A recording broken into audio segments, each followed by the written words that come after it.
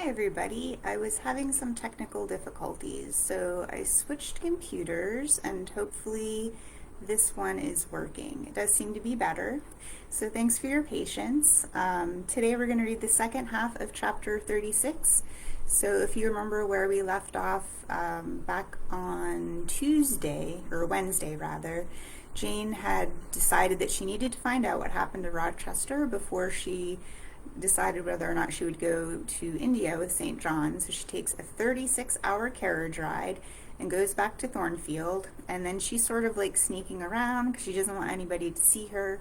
But then she gets to the front of the house and sees that it's been burned out. It's just a wreck, and she's not really sure what's happened.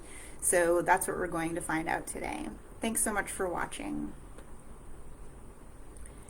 And there was the silence of death about it, the solitude of a lonesome wild.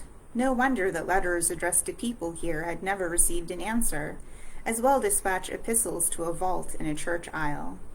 The grim blackness of the stones told by what fate the hall had fallen, by conflagration, but how kindled, what story belonged to this disaster, what loss, besides mortar and marble and woodwork, had followed upon it? Had life been wrecked, as well as property? If so, whose? Dreadful question. There was no one here to answer it, not even dumb sign, mute token. In wandering round the shattered halls and through the devastated interior, I gathered evidence that the calamity was not of late occurrence. Winter snows, I thought, had drifted through that void arch, winter rains beaten in at those hollow casements, for, amidst the drenched piles of rubbish, spring had cherished vegetation. Grass and weed grew here and there between the stones and fallen rafters. And oh, where meantime was the hapless owner of this wreck? In what land? Under what auspices? My eye involuntarily wandered to the great church tower near the gates, and I asked, is he with Damer de Rochester, sharing the shelter of his narrow marble house? Some answer must be had to these questions. I could find it nowhere but at the inn, and thither, ere long, I returned. The host himself brought my breakfast into the parlor. I requested him to shut the door and sit down. I had some questions to ask him. But when he complied, I scarcely knew how to begin. Such horror had I of the possible answers, and yet the spectacle of desolation I had just left prepared me in a measure for the tale of misery. The host was a respectable-looking, middle-aged man. You know of Thornfield Hall, of course, I managed to say at last. Yes, ma'am. I lived there once. Did you? Not in my time, I thought. You are a stranger to me. I was the late Mr. Rochester's butler, he added. The late? I seemed to have received with full force the blow I had been trying to evade. The late, I gasped. Is he dead? I mean the present gentleman, Mr. Edward's father, he explained. I breathed again. My blood resumed its flow, fully assured by these words that Mr. Edward, my Mr. Rochester, God bless him wherever he was at least alive, was, in short, the present gentleman. Gladdening words. It seemed I could hear all that was to come, whatever the disclosures might be, with comparative tranquillity. Since he was not in the grave, I could bear, I thought, to learn that he was at the Antipodes. Is Mr. Rochester living at Thornfield Hall now? I asked, knowing, of course, what the answer would be, but yet desirous of deferring the direct question as to where he really was. No, ma'am. Oh, no. No one is living there. I suppose you are a stranger in these parts, or you would have heard what happened last autumn. Thornfield Hall is quite a ruin. It was burnt down just about harvest time. A dreadful calamity. Such an immense quantity of valuable property destroyed. Hardly any of the furniture could be saved. The fire broke out at dead of night, and before the engines arrived from Millcote, the building was one mass of flame. It was a terrible spectacle. I witnessed it myself. At dead of night, I muttered. Yes, that was ever the hour of fatality at Thornfield.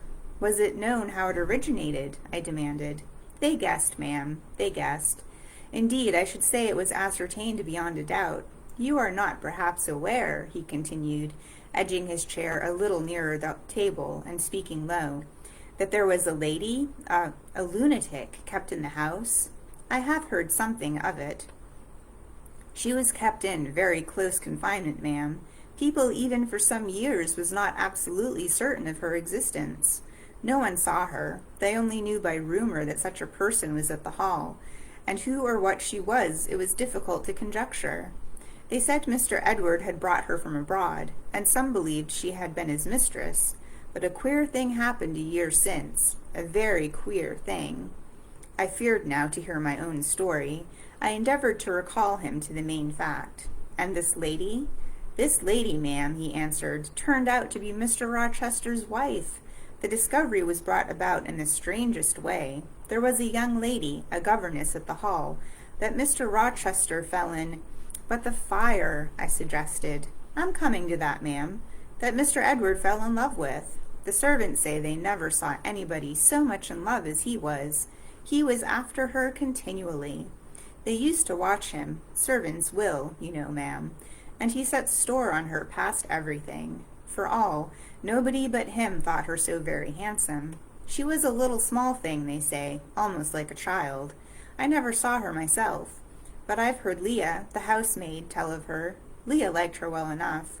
Mr. Rochester was about 40, and this governess not 20, and you see, when gentlemen of his age fall in love with girls, they are often like as if they were bewitched. Well, he would marry her. You shall tell me this part of the story another time, I said, but now I have a particular reason for wishing to hear all about the fire. Was it suspected that this lunatic, Mrs. Rochester, had any hand in it?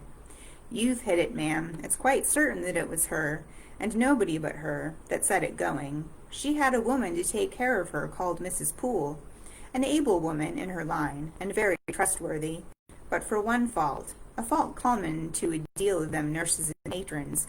She kept a private bottle of gin by her, and now and then took a drop overmuch.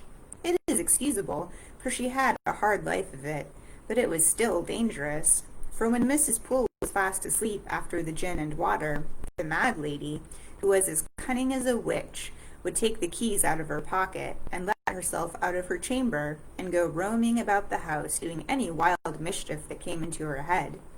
They say she had nearly burnt her husband in his bed once, but I don't know about that. Moreover, on this night, she set fire first to the hangings of the room next to her own, and then she got down to a lower story and made her way to the chamber that had been the governess's. She was like as if she knew somehow how matters had gone on, and had a spite at her. And she kindled the bed there, but there was nobody sleeping in it, fortunately. The governess had run away 2 months before, and for all Mr. Rochester sought her as if she'd been the most precious thing he had in the world, he never could hear a word of her, and he grew savage, quite savage on his disappointment. He never was a wild man, but he got dangerous after he lost her. He would be alone, too. He sent Mrs. Fairfax, the housekeeper, away to her friends at a distance, but he did it handsomely, for he settled an annuity on her for life. And she deserved it. She was a very good woman. Miss Adele, a ward he had, was put to school. He broke off acquaintance with all the gentry, and shut himself up like a hermit at the hall. What? He did not leave England? Leave England? Bless you, no. He would not cross the door-stones of the house, except at night, when he walked just like a ghost about the grounds, and in the orchard, as if he had lost his senses, which it is my opinion he had. For a more spirited, bolder, keener gentleman than he was before that midge of a governess crossed him, you never saw, ma'am. He was not a man given to wine, or cards, or racing, as some are, and he was not so very handsome, but he had a courage and a will of his own, if ever a man had. I knew him from a boy, you see, and for my part, I have often wished that Miss Eyre had been sunk in the sea before she came to Thornfield Hall. Then Mr. Rochester was at home when the fire broke out? Yes, indeed he was, and he went up to the attics when all was burning above and below, and got the servants out of their beds and helped them down himself, and went back to get his mad wife out of her cell. And then they called out to him that she was on the roof, where she was standing waving her arms above the battlements, and shouting out till they could hear her a mile off. I saw her and heard her with my own eyes. She was a big woman, and had long black hair.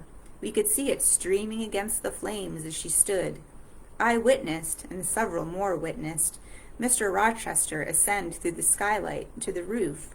We heard him call, "Bertha!" We saw him approach her, and then, ma'am, she yelled and gave a spring, and the next minute she lay smashed on the pavement. Dead? Dead, aye, dead as the stones on which her brains and blood were scattered. Good God! You may well say so, ma'am. It was frightful. He shuddered. And afterwards? I urged. Well, ma'am, afterwards the house was burnt to the ground. There are only some bits of walls standing now. Were any other lives lost? No. Perhaps it would have been better if there had. What do you mean?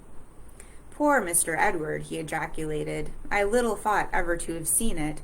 Some say it was just a judgment on him for keeping his first marriage secret, and wanting to take another wife while he had one living.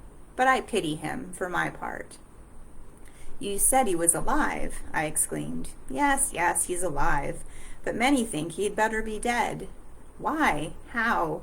My blood was again running cold. Where is he? I demanded. Is he in England? Aye, he's in England. He can't get out of England, I fancy. He's a fixture now. What agony was this? And the man seemed resolved to protract it. He is stone blind, he said at last. Yes, he is stone blind as Mr. Edward. I had dreaded worse. I had dreaded he was mad. I summoned strength to ask what had caused this calamity. It was all his own courage, and a body may say, his kindness, in a way, ma'am. He wouldn't leave the house till everyone else was out before him. As he came down the great staircase at last, after Mrs. Rochester had flung herself from the battlements, there was a great crash. All fell.